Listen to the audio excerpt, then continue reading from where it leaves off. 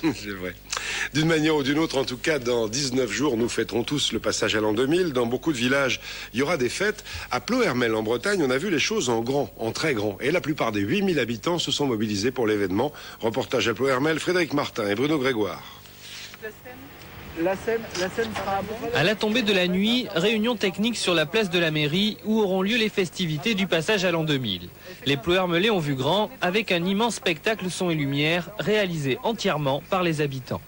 Sur la façade seront projetées des images qui sont de grandes diapositives ainsi que des projections laser, donc faisceau laser, exploitation de laser.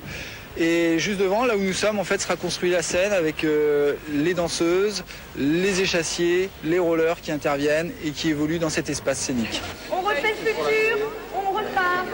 Pour l'opération, toutes les forces vives de cette commune de 8000 habitants ont été mobilisées. La chorégraphe du spectacle n'est autre que la prof de sport du collège et les danseuses, ses élèves. En fin d'année, j'ai toujours un spectacle pour les élèves et pour les parents d'élèves.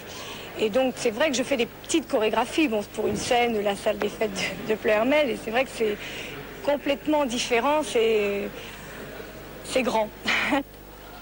Michael, lui, est réalisateur d'effets spéciaux pour le cinéma. Il a conçu l'univers du spectacle et son déroulement, tout en fabriquant lui-même masques et accessoires dans son atelier de Ploërmel.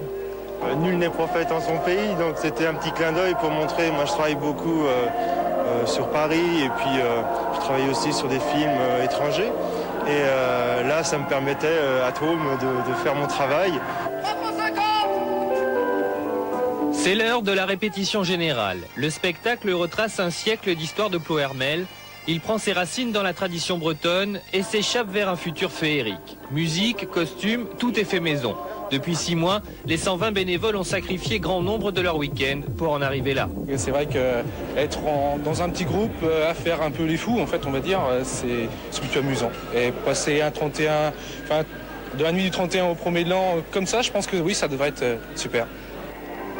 Artiste ou pas, tout le monde aura mis la main à la pâte. Et le réveillon des Ploërmelais devrait en surprendre plus d'un.